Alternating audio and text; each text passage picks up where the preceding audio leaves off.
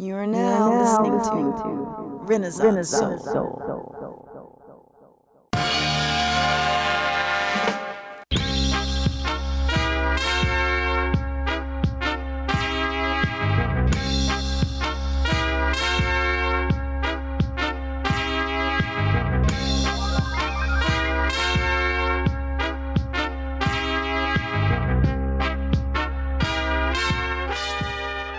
Hey everybody, welcome to the Renaissance Soul podcast.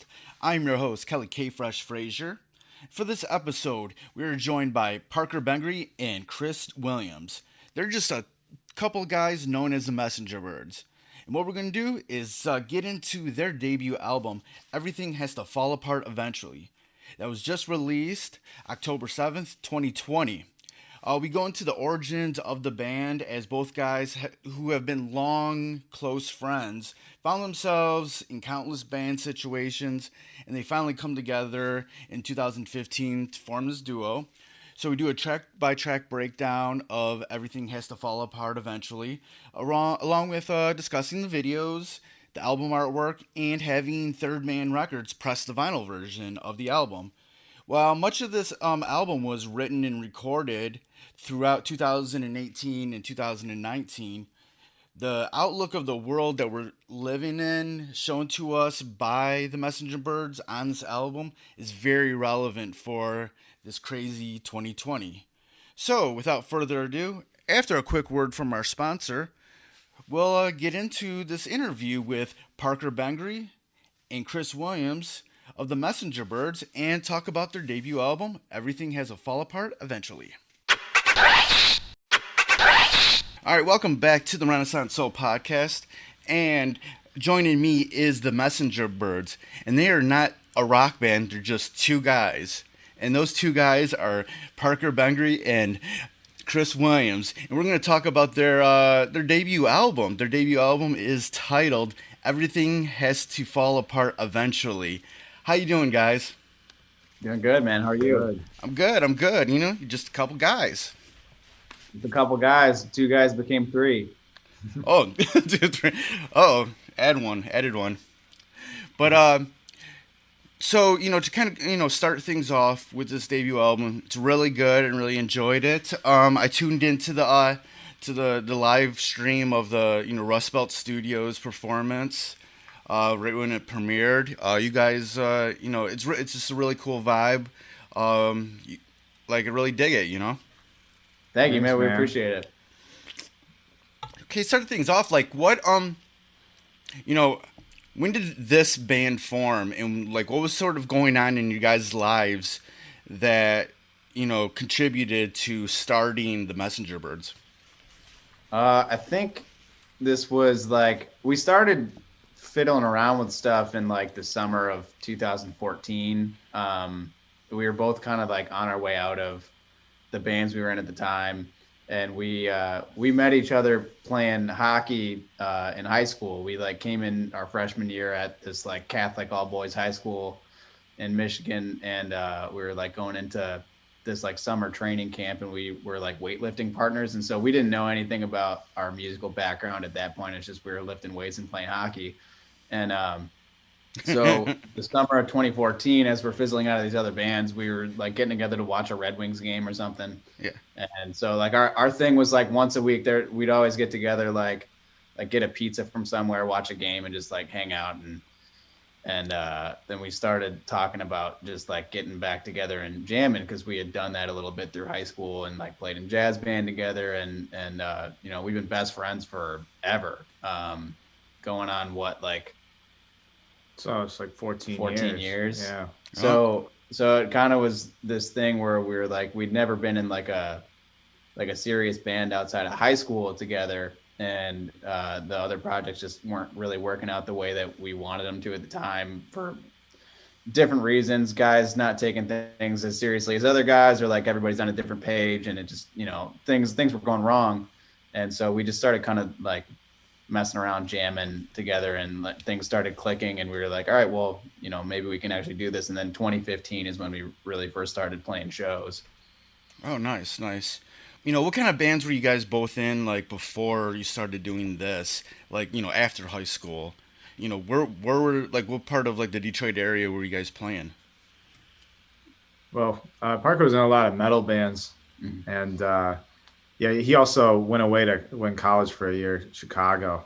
But I was always kind of around Detroit area, and in like the college times of, I guess I played in a lot of like college indie rock bands, like just a lot of like house parties and stuff. Yeah. And so that was all over Michigan, I guess, because there's colleges everywhere. But as a drummer, I guess I played in a lot of different styles, like things that some stuff I really liked, and some of it I just could play it because it's the same drum beat. Like I played in a pop country band for a little bit. We just played at bars and made a little bit of money, but Yeah. I was kind of like an outcast of that one. Right. There to play. Yeah, I played in a lot of different types of bands. Like Chris said, a lot of metal hardcore bands, like some Converge style stuff, and like then I've played in some indie pop bands, and like I've been all over the map. But like when I was in Chicago, I wasn't really playing much, but I had a buddy who lived in this kind of community house there that they called summer camp, and they hosted a lot of touring bands through there, including, if you're familiar with La Dispute and Touche Amore, like when they were first coming up. So like, Yeah. I saw a lot of bands that are doing really well right now that were like nobody's come through my friend's basement in Chicago, and then I moved back here and was doing some other band stuff. But yeah, we've been in a lot of different projects over the years and toured in a couple of different bands. And I mean, I would say definitely, like, to this point, the Messenger Birds is the most fun one, just because like the dynamic between the two of us is so natural and easy, and like we don't have to worry about anybody else coming in and screwing something up because it's just the two of us. Yeah, at this point, it's like I can't even think of doing another band. Like I can't even think of like anything that would be more fun and just a better like energy and dynamic and way to travel around the country than doing it this way. Okay, so like 2015, you guys like, you start doing this band. It kind of it feels good. You guys are having fun to, playing, shows together. What was those first things that you did that, really, when you really realize that you're gonna take this thing seriously because this thing could be something.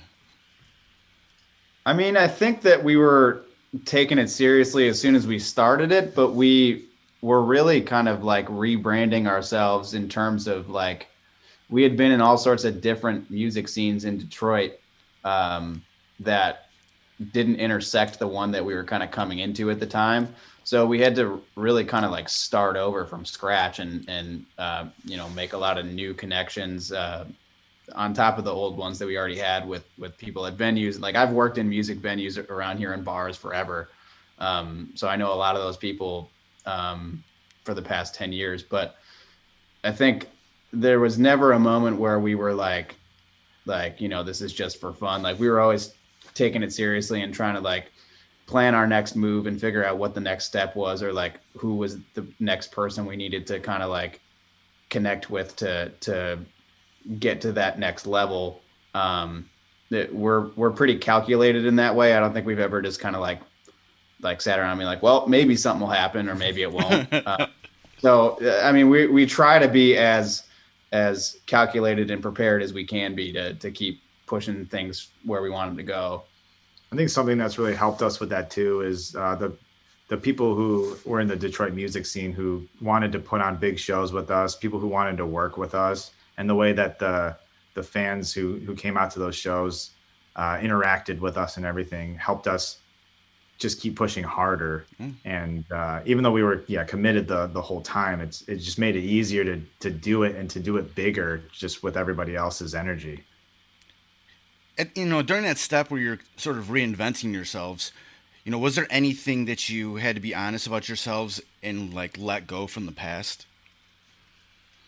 Honestly, I think that it was more of a relief just that we had started doing something that was just the two of us, because like I said earlier, we have such this like natural best friend brotherly dynamic where like, we don't really have like real fights. We just kind of like have always had this way of working things out in a way that's like mutually beneficial, and we were always kind of on the same page for the most part. So it was more just a relief to be in a project where we were both always on the same page, at least in terms of what we were trying to do, and you know, finding ways to make those things happen. From going from like 5 or 4 people in a band down to 2, we've definitely had to, I think, like grab more rather than let things go. We've had to build ourselves up and pick up new skills and like mindset on how to work things. I think the hardest part of that, it was like when you are in a 5-piece band or a 4-piece band, you have more things like in a live stage setting where like if you have make a mistake, it's covered up a little bit more by the other 4 guys. And it's just the 2 of us. Like it really at first is like, all right, all eyes are on us. We got to really, really have our shit together. And that was, I think, the more difficult part, but the other stuff really made it easier. There was, you know, less logistics to be worried about, not as many schedules to kind of like coordinate and figure out who has this on what day, when can we practice. Like it's a lot easier for us to manage. You know, there's definitely been bands that have become popular that were just a 2-piece band. You know, at what point were you guys just like, let's do that. Let's just be a 2-piece band? I think it was right away because it was just minimizing the noise, minimizing the amount of conflict that we could have. And it didn't really have a lot to do with like, we like these types of 2-piece bands. It was more just like, we work really well, just the 2 of us. Let's just keep it that way because this seems to be working and we don't need to introduce any other elements into it at the moment. So that's kind of like, if there was ever a time where we felt like, yeah, we could benefit from adding a 3rd person, or like we want to add a 3rd person or a 4th person, like we, you know, that's not off the table, but we've never had that moment happen. So yeah, we were open at the start. I remember like being like, if we can't pull this off with 2 people, then, you know, we consider a 3rd, but like it's never really been a question. It always kind of like worked out and sounded really good, and we've been happy with it. Yeah, that's kind of a thing where like if there's a band that has a set amount of members in it, whether it is 2 or 3 or 4, you know, if they need that extra member at times, you know, they're always open to it. But for the creative process, you know, it's cool that you guys just recognized early, like, I just be 2 people. Yeah, and over the years, we've had a lot of people be like, "Hey, man, if you ever need a bass player, or like, you know, just, you know, hit me up or what," and we're just like, yeah, you know, we will. We don't need it right now, but thanks. Like, yeah, you don't have anybody playing bass. And I'm like, Parker plays the bass. Yeah. Guitar. That's kind of how it works. Playing both. That's how it works. You know, how early did you guys start writing material that would end up on this debut album? 2018. Yeah, so I think it was all 2018. It was. I think we wrote most of it.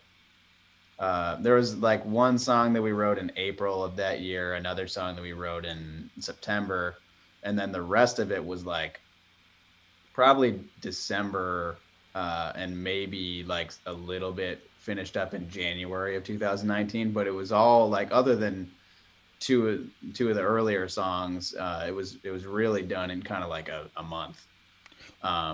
So it was interesting because at the time we were like talking to a couple different managers and like trying to shop things around. And then we ended up going with our current manager, and there's been a couple of like personnel changes along the way, but like our manager has stayed our manager since then.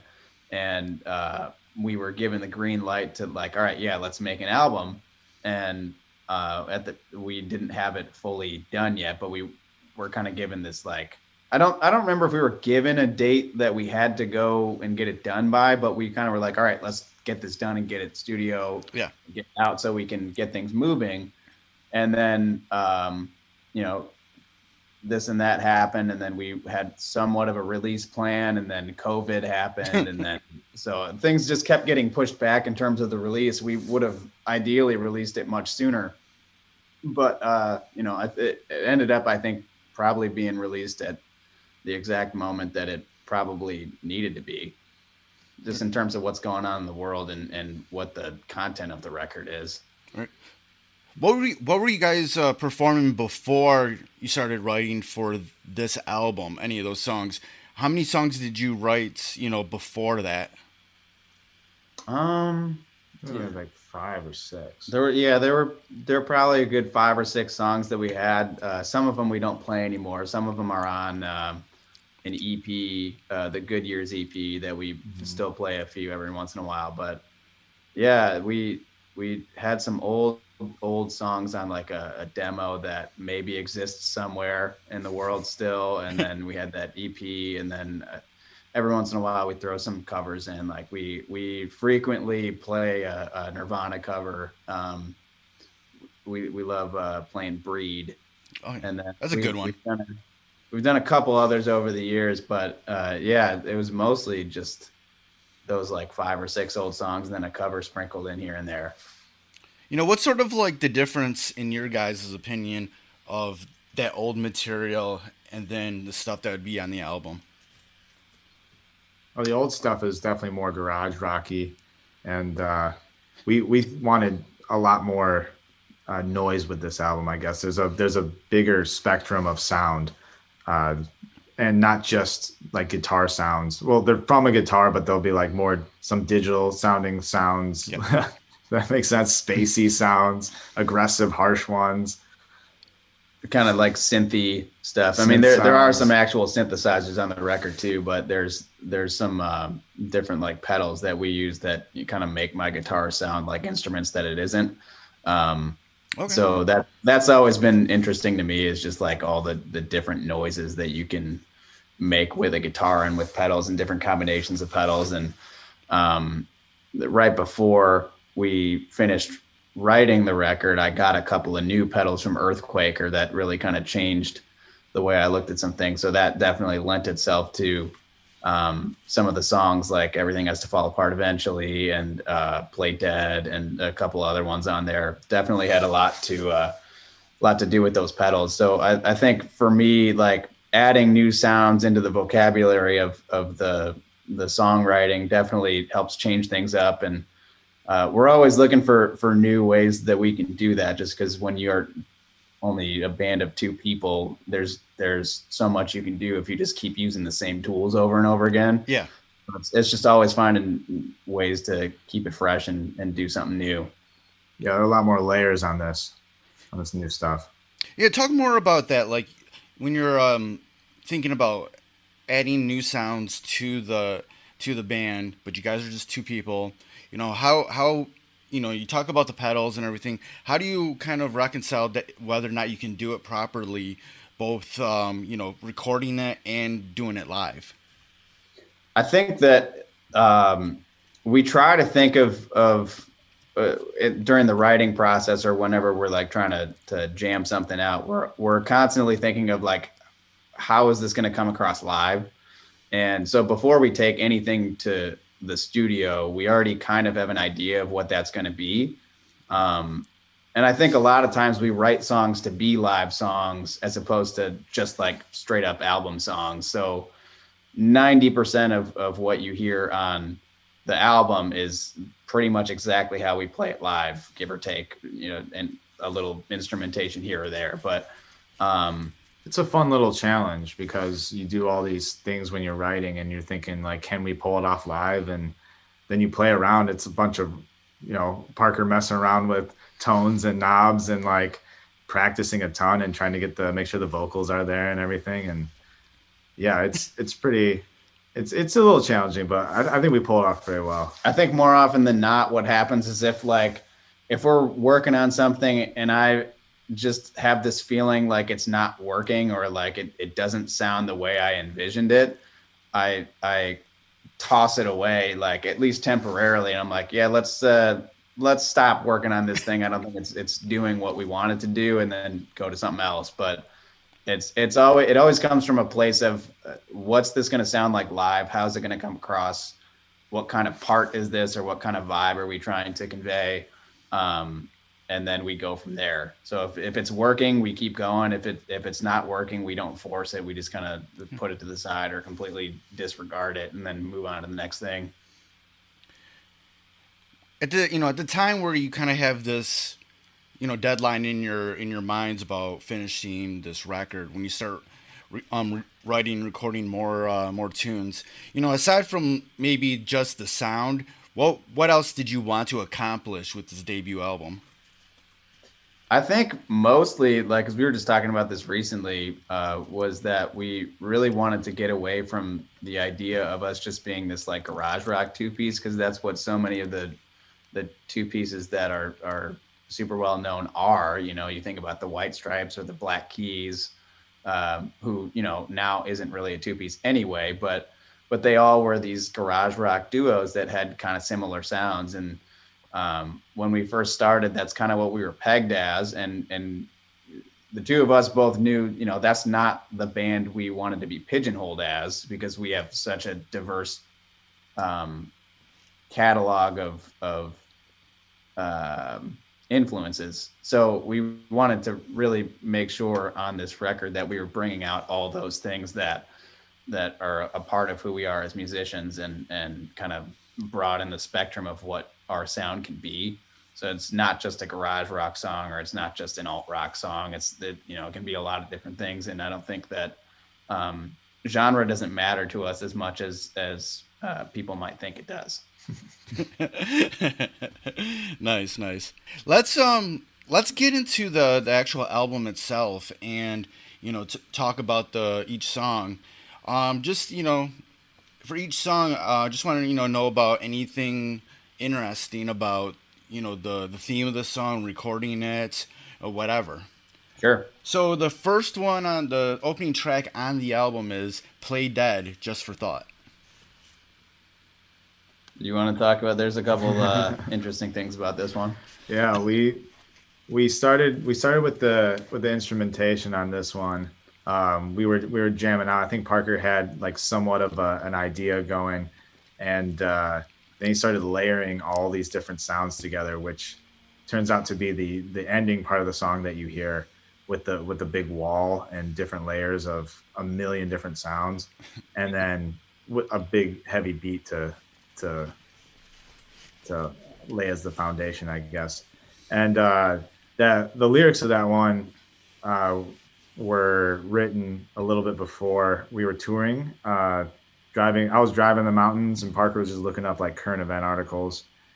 It's like surfing Facebook and all that kind of stuff, and like news articles just pop up. So that's what I was doing while he was in the driver's seat. Yeah, came up with some like very like, it's like he predicted the future and like said some apocalyptic shit, and then that song like developed into what I consider one of our like, I'm pretty proud of that song. It tells a story. Most people seem to be they're pretty into it when they hear it, and they've said some kind words.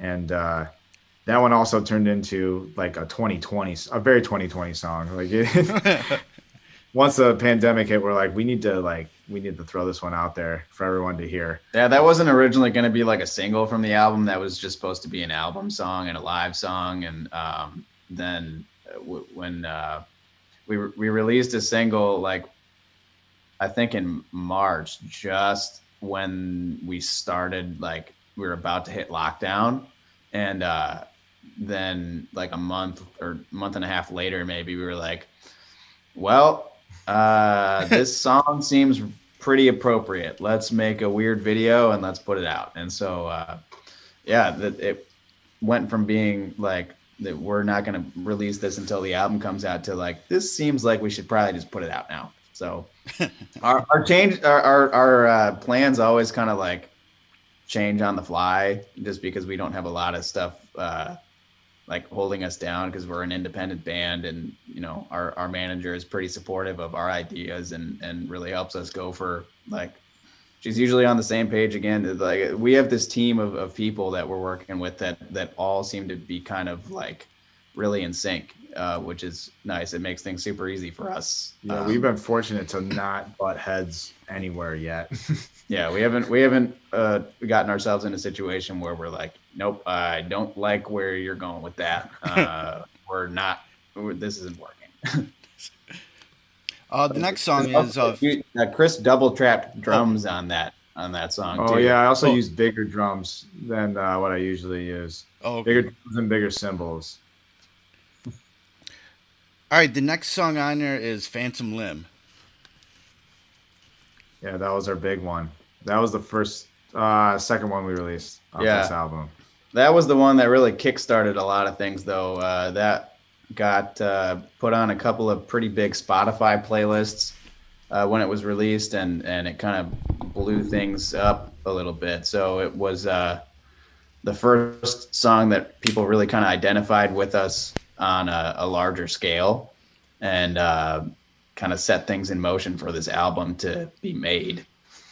So that's most of what I have to say about that one. But I think the music video is pretty interesting for that one because we were in Detroit. I don't know if you saw the music video or not. It's Parker running in a bunch of different spots in Detroit. We went to like 35 locations. And 2 days, and I was sprinting for all of it. It was like September, and in Detroit, September can be like chilly in fall, but it just so happened to be 95 degrees. Exactly. So Parker's wearing full denim, like Canadian tuxedo, as some people call it, and sprinting black absorbent. Wow. Yeah. Yeah, everything's extra hot in that. 100 times sprinting, and I just kind of got to help and watch and set up my drums. You're just sitting in the background like, hey, dude, you good? You need some water? I was like, this is I don't know if Parker's regretting this music video idea at this point or not. How'd you feel the next day? Day 2, I showed up and my entire body was just like stiff. Like, when you work your body out to a point of complete exhaustion, and then you wake up the next day and your muscles are like, there's all sorts of lactic acid and you can barely move. So like, I went to do the first sprint and I could just tell my body looked awkward. I was like, let me do a couple more of these so I can like get things moving a little bit. But I mean, day 2 was just absolutely brutal. And he had to have done over 120 sprints. Wow. It was more than 2 per location. So I easily sprinted like 20 miles between the 2 days.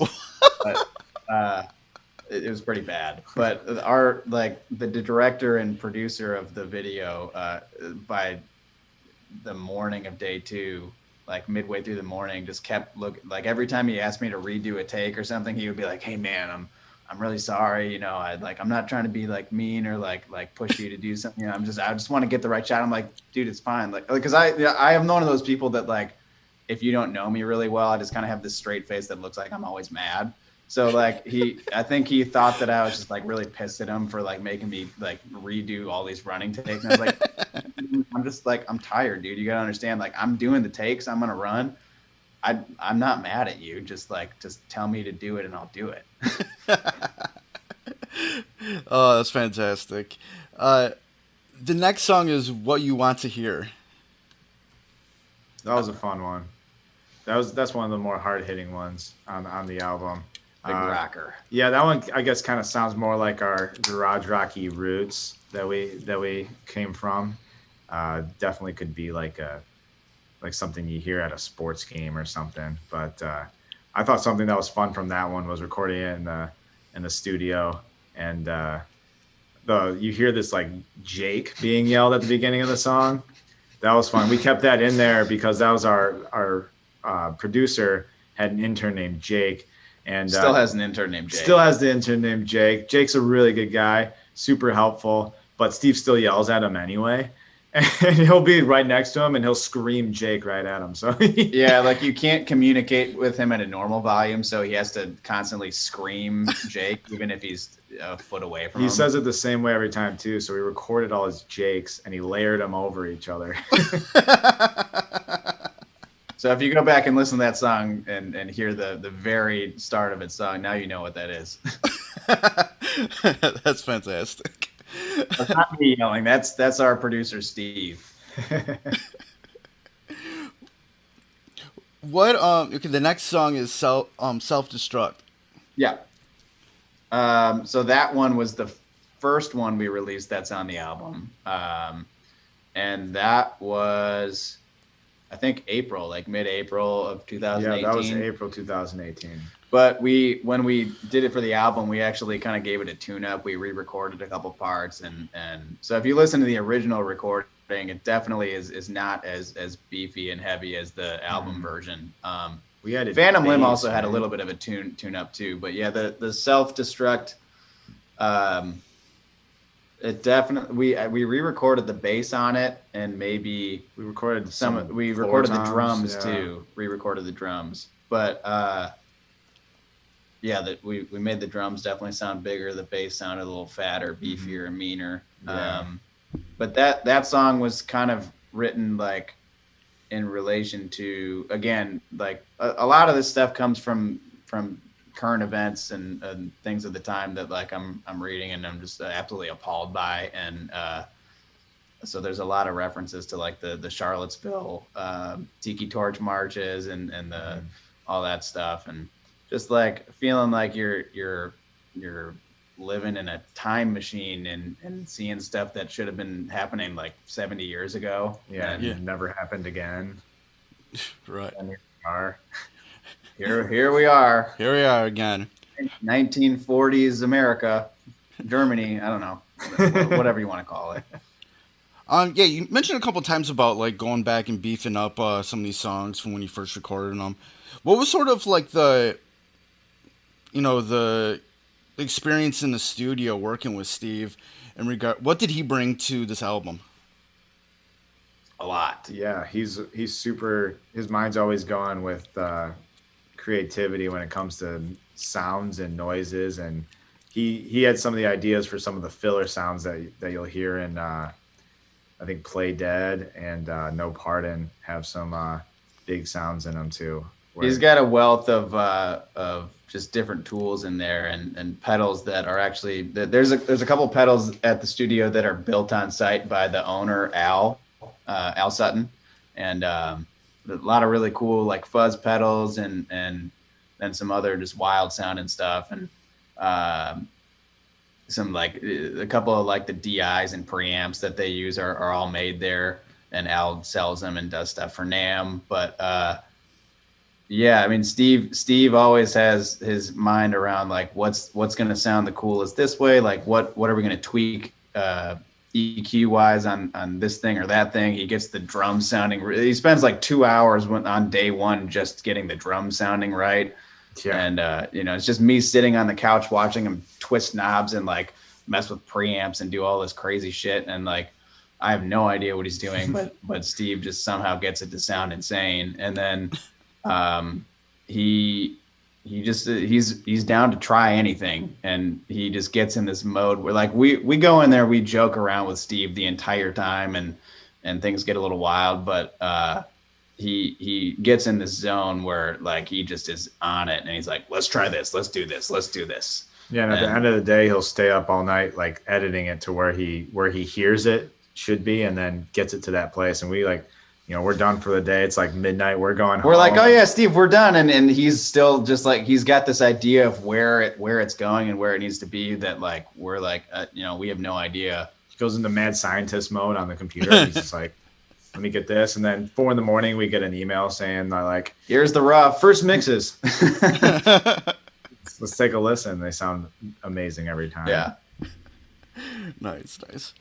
The next song is Honest Lies.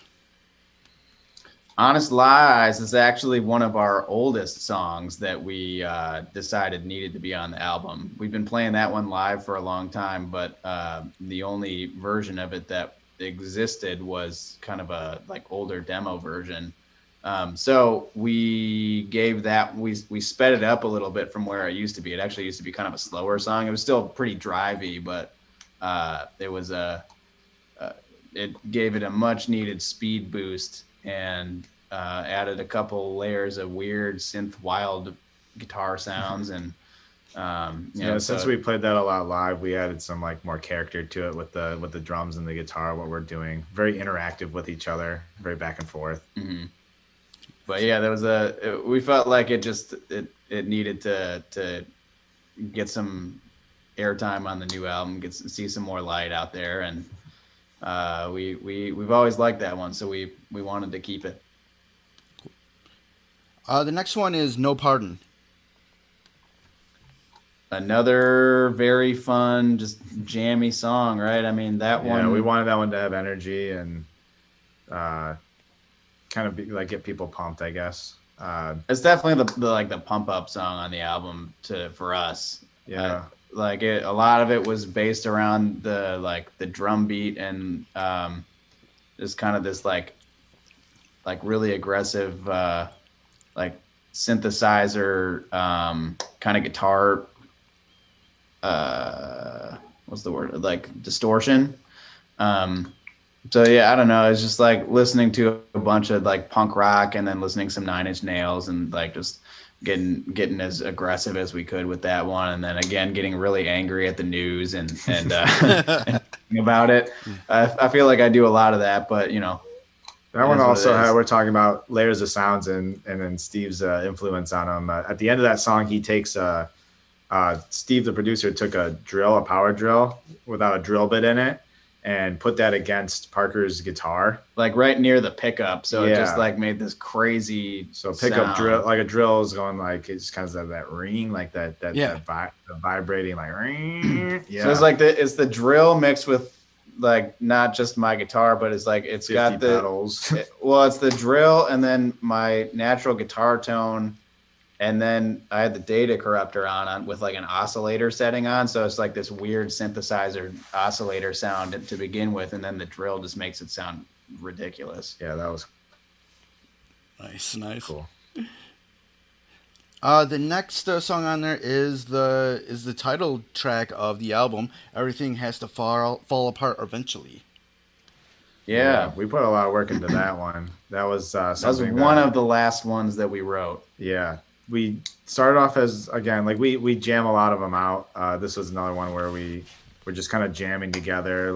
Not sure if this one started with Parker's guitar chugging, or if it was some of the drum beat a little bit too. And either way, we got to that part in the middle of the song. It's got a bunch of layers on it. So I think that was the first part I wrote. Actually, was the first part, the bridge. But it was I was kind of messing with my guitar and my pedal board at home before we met up one week, and I just kind of looped these lead lines together and made this weird thing, and it was half the speed of what it is on the record, and so it was this entirely different thing. And I was like, "Hey Chris, check this out." I made this weird drum sound out of my guitar on this little phone demo I sent him, and he's like, "Yeah, that's sweet. Let's check it out." And then we went to practice the couple days later, and I think we just ended up doing it a little bit faster, and then making kind of an improv groove out of it that was 8 minutes long. Yeah. Then from there cut it way down, and then I think the other idea for the actual verse kind of driving groove, Chris had this drum beat that I thought was sweet, and I was like, let me just play with that, and then it kind of came together from there. I was like, oh, this part sounds sweet. What if we use this weird groove thing that we did with all the lead loops that I had, kind of smushed it together and made a song out of it. So it was kind of a hodgepodge of stuff for a minute, and then we just kind of bit by bit chopped it up and molded it together to where it made sense. Yeah, tweaking in some things, and yeah, that one that was pretty satisfying at the end. We're like, wow, this is awesome masterpiece we have. That one I think is probably Steve's proudest in terms of just weird sound ideas too, that he had, and just different things that he tried in the studio. There's a lot going on with that one. How often do you guys just think of ideas when you're at home, just putzing around and just record it quickly on your phone? Constantly. Yeah. It's always something like that. And they're not all good. Yeah. I'll tell you that. But every time I hear something in my head that I'm like, oh, that sounds kind of cool. And I realize it's not something that I've already like heard on the, like as soon as I realize I'm not just humming something I've heard somewhere else, I'm like, oh, that's kind of cool. Like, let me just mouth it into my phone real quick. So I'll like show Chris like, hey, I got this idea. And then it's just me going, it's just like something that's unintelligible and just sounds stupid.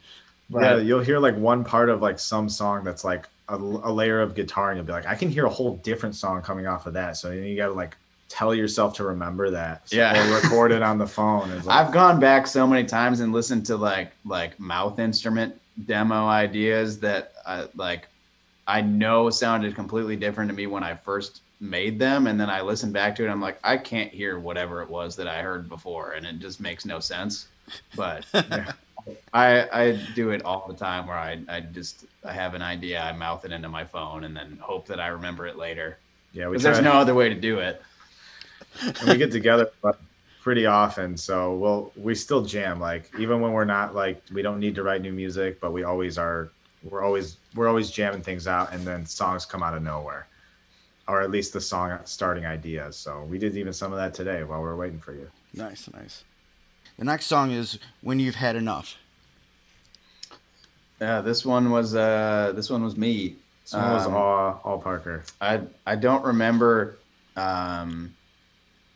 what the specific like motivation was to write this one, but I think we were coming to the end of writing the album, and I was like, we have a lot of like really heavy hitting songs on here, and like I think we need something to break it up a little bit. And I had been just kind of messing like we're super into like indie folk rock stuff too, which you may not have gotten from like hearing our older stuff or hearing us play or seeing us play live. Like we're pretty wild and loud, but it's definitely like a big part of our musical influences is the folk rock stuff. Like I'm big into Bright Eyes, Conor Oberst. I'm a big fan of Phoebe Bridgers right now. We've always been into like Death Cab for Cutie and stuff like that, Explosions in the Sky. So like we're super into all that stuff. But so I think I was just like messing around with, and Boney Bear is a big one for us too. We really love his stuff. But I was just messing around with something like that chord progression, and then I had like almost a whole song worth of ideas written down in like a iPhone note. And so I one day just kind of like recorded it on my phone and sent it to Chris and our manager. I was like, hey, what do you guys think of this? And they're like, that sounds sweet. We should have that on the album. And so it just kind of was like a really quick, easy one that happened to come together right when we needed it. So we're pretty happy with that. And the final song on the album is Start Again. This one is another one of our favorites just because it closes the album so well. Kind of makes it all feel like it comes full circle at the end. And I thought we need something like super, super heavy, like more like this should be the heaviest part. And then I remember Parker being like, well, what if we start off like chill and then really slam into it. And once we messed around with some things, that was definitely the right decision. Yeah, it was. We wanted to, because when we thought that Play Dead was either had to be the opener or the closer on the album, and I really wanted it to be the opener. So we're like, we gotta figure out a way to end this thing. Right. And so Start Again kind of came out of like the lyrics of an old song of ours that we wanted to keep alive in some way, because we don't play it anymore, and it doesn't really feel much like us at this point. So we were like, all right, well, I feel like we need to somehow give it some new life and change it up and actually make it into a new thing that feels more like us on this record now. So we took some bits, we changed it up a little bit, changed some of the words and changed the phrasing a little bit, and then it just turned into that album song. But it really was like, let's kind of transition out of this kind of soft dynamic out of When You've Had Enough, start with something that like really eases you into it, and then just slams you as soon as it really comes in and ends the album on an explosive note. Talk about the sequencing of the album. What did you want to accomplish with that? It's funny because we thought a lot about the sequencing, but I think it almost like the more we look back on the album, the more it makes like even more sense than we ever thought it did. I don't know if you feel that way. Oh, yeah, but definitely. They kind of put themselves into play. We started with a couple that were written spread apart from each other. I mean, they were early 2018 was the first one, end of 2018 was the next one, and then we just wrote a couple more, and that kind of filled in the blanks, and then we kind of just grew after that. If you're talking about, we wanted to have a lot of big, powerful songs, I guess is probably how we started. And then when it came to think about an album, it's like we want to put a lot more in there. So we just filled in the rest of the blanks with some lurking, building intensity. Definitely wanted to keep it like pounding pretty hard for like tracks 2 through 5 or 6 or whatever it was. But we wanted to have some softness in there too to balance it out. So yeah, I think when you think too about like the lyrical content and the themes of the record and like all the cadences and stuff like that, the dynamic of the music really kind of follows the storyline. There's like all these kind of changing vignettes with different narrators and this and that. Like it all goes through this kind of roller coaster of like, it starts with the apocalyptic vibe and Play Dead and things are going to shit and everything's gonna die and whatever. Tensions are growing.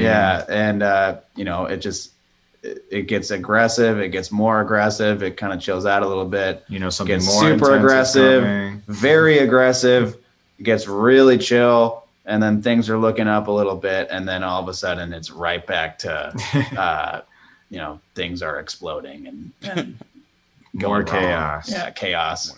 Right when you think everything is going to chill out and be good, it comes back without you being ready for it. Nice. Just when you think things are fine again, they're not. After listening to the album and just hearing you guys talk about the making of it, the album artwork is kind of obvious, but talk about the making of the album artwork. That was really fun. Yeah, the idea came out with start off being let's put something on a TV, and it was like, okay, let's try to get like an old TV, and we found the old TV pretty easy. It's like, sweet. It's like, what if we have something on the TV and we set it on fire? So and then it only made sense to smash it after that. So that's what. Perfect.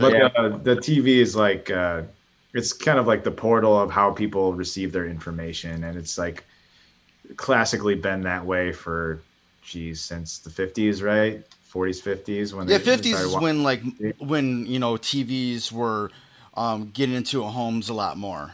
Mm-hmm. Yeah, a lot more people started having them and access to them. And everybody seems to get their information from news articles and blogs, and it's like the TV is the classic way of portraying that information. So it's like people get it off the internet more so now, but like there's still the TV, and like it felt like I think part of the reason we wanted to get one of those older TVs, we just like got it off Facebook Marketplace from somebody, and of course everybody in the Detroit area has something like that. Yeah, and it was from the 60s. We wanted it to be that way because it kind of felt old and new at the same time, which is a lot of what the record is referencing. Right. Since the album coming out is the new, then we had to, bring something old to balance it out. So like the old TV is this, people have been forever getting their information from this medium, and like it's transition to the computer, but it's still like I don't know. Everybody has this nostalgia that's like a big part of the record, and then finding news that's like biased one way or the other, and trying to make sense of it, and like. And there's bigoted racial nostalgia also compacted into all that. We're like, Right. are we in the 50s again? Exactly. Yeah. So I think that the TV was part of that, and Yeah, with all the information that is like contradicting itself and just confusing to try to process all of it. And then that's kind of where you get that like on fire. It's like my head feels like it's on fire because the TV's giving me, or internet, whatever, news is just like giving me all this different information. Yeah. It's confusing. Right. It's polarizing. And the American flag thing, we had talked about, wanting to somehow incorporate that, just because like we're going through such a turbulent time in the States right now. And it's weird because it almost doesn't even feel like the election's right around the corner right now. Like it just because we're all stuck at home still in some way. I mean, we're going to work, but like we're still in the middle of a pandemic, and there's only been one debate and then like the two weird dueling town halls that happened, and I don't know, things are just like very different from how they normally are.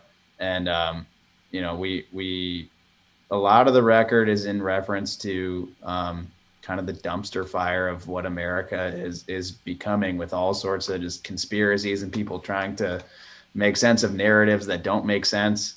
And so the flag being upside down is just, where the country's in distress, we're in distress, SOS America, and the TV being on fire is just our way of it's like a little bit of just portraying that everything sucks right now, but also like a little bit of a catharsis of like, yeah, we're just gonna burn it all, like what else are we gonna do? Right. Once you had this album done, everything was mastered, it was complete. What was your feelings about it, during those first listens? Oh, we couldn't stop listening to it, man. We're excited. We just wanted everybody to hear it. We still want everybody to hear it. Not enough people have heard it. We want more. We want it out there. We want everybody to hear it. What do you feel like what do you want your listeners to get out of listening to this album? I mean, hopefully there's some sense of hope in the human condition, of like, everything that we go through is some manner of suffering in some form. And like when nothing makes sense, hopefully we're coming to that point where like it's sort of like that ultimate climax where like everything just comes to a screeching halt, and everything's burnt down and destroyed, and then we have to rebuild it somehow. So it's things are terrible right now, and hopefully we can sort of find our way out of it as a collective unit. Yeah, together. Community and whatever. So that's like hopefully what the overarching message is from the album that people take away. But we've always liked to write things in somewhat of an open-ended, open interpretation kind of way. I think that's what we've always appreciated from music, literature, art in general. So that's where our heads are at. Yeah, hopefully people who are listening to it too can find some familiarity with the songs, and then also hear some of the new things that we're doing that maybe they haven't heard before. This album came into fruition like during a pandemic. How did you guys sort of keep your minds, straight about, not giving up on it or feeling lost during this time? That's a good question. I mean, we definitely felt like if we didn't release it now, like when were we going to release it? Because it had already been pushed back quite a bit. Yeah, it seemed like no better time either. Just as far as the music relating to the real world events.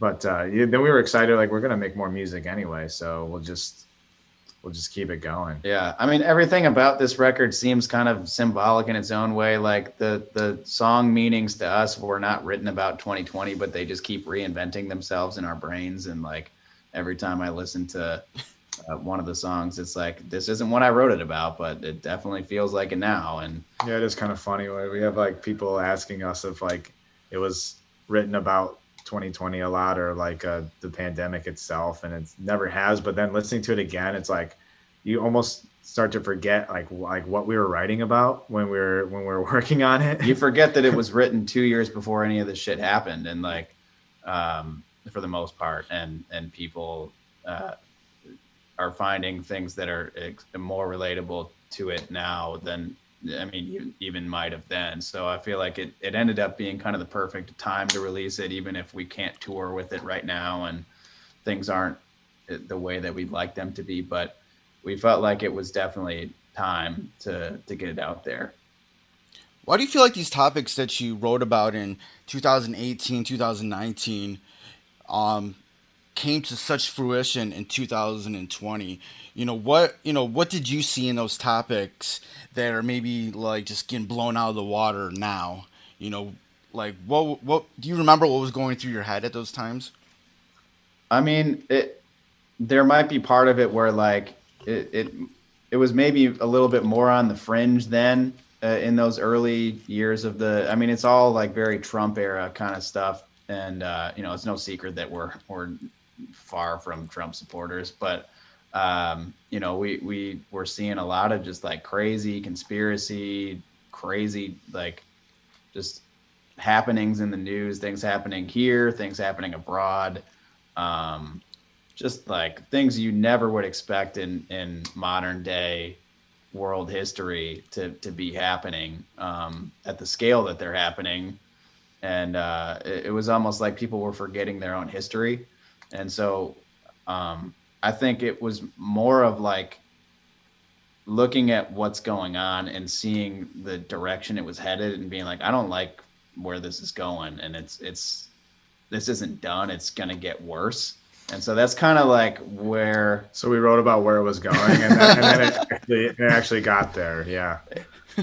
Yeah. So it's definitely weird. Like we didn't intend to predict anything, or like we don't claim to be like philosophers or Nostradamus or I don't know, whatever. But like, it boils down to, in times of distress, like all these types of things, conspiracies, all these things on the fringe, like they have more time and places to incubate. And we were just seeing a lot of weird stuff brewing, and we're like, I don't like where this is going. Yeah, you got a lot of insight onto everybody's lives now. It's kind of a strange thing. The internet's a weird place. The vinyl for this album is being pressed by Third Man. Talk about that. They're a local place, Third Man Pressing. Jack White's facility. We just wanted to. We've always liked everything that Jack White's done. It's a local place. We wanted to support it, and they were super easy to work with, and they did a great job with everything. Yeah, they're really. I mean, for how backed up things can be, especially with the pandemic going on, they were fairly quick with everything. The turnaround was great. They were just really easy for us to work with, and so we couldn't imagine doing it any other way at this point. How did it feel to hear this record on vinyl? Oh, it felt so right. Sweet, yeah. It's one of those things where like you hear a record for the first time and then you hear it on vinyl for the first time, and it's a completely different feeling. That's kind of what it was like for us. Like when we grew up listening to all that 90s grunge and like rock and roll and even listening to the classic stuff like Zeppelin and all that stuff. And then like you hear it because we grew up in 90s, 2000s, but so it was like the era of CDs and then like LimeWire, Napster, all that kind of stuff. Yeah. And but then when vinyl started making a comeback, and you re-listen to those albums on vinyl, you're just like, oh man, this is entirely a new feeling. It's like how the record was supposed to be listened to in a way. Yeah. So, guys, have any final thoughts about this album that you'd like to share? I don't know. I think we Order covered a lot. Yeah. If you haven't, I don't know. Dude, we would really appreciate if you check it out, and hopefully you enjoy it, man. We had a lot of fun making it. It's been a long time, and we just hope that people enjoy listening to it. Cool. Yeah, hopefully people take something away from it and enjoy it in whatever way makes sense to them, and hopefully we can play it in person for some people at some point in the near future. Nice. Where can people go online to get more information about the Messenger Birds and about the new album? TheMessengerBirds.com is our website, which has links to our merch store and all of our social media. But our social media would be Facebook.com/TheMessengerBirds. Instagram is @TheMessengerBirds. Twitter is the same thing, but Messenger doesn't have any vowels in it. So like MSSNGR, birds, before it. And then what else? What am I forgetting? YouTube.com/TheMessengerBirds. Yeah, it's all there. We're Bandcamp. messengerbirds.bandcamp.com, where you can buy the album digitally if you don't have a turntable to play vinyl. TikTok is a new one for us. We're on TikTok now. I don't know if you'll find any information there, but we're on it. You'll see some, I don't know, maybe some stupidity over there. Yeah, you'll see lots of stupidity from us. I guarantee you that. Thank you for listening to the Renaissance Soul podcast, hosted and produced by myself, Kelly K. Fresh Frazier, empowered by Anchor at anchor.fm/Renaissance Soul. Renaissance Soul theme music provided by Steve O. You can find more of his productions at iamsteveo.bandcamp.com, and that's EYEAMSTEVEO.bandcamp.com. Renaissance Soul is available on all streaming platforms. Please rate and review on Apple Podcasts and Stitcher. If you want to support Renaissance Soul, please consider pledging via Patreon at patreon.com/freshastheword. Follow Renaissance Soul on social media on Instagram at RenSoul Podcast and on Twitter at RenSoulPod. And join the Facebook group at facebook.com/groups/freshastheword. And for more information on Renaissance Soul, visit freshasthepodcast.com. Thank you for listening and your support. Goodbye and good night. Renaissance Soul.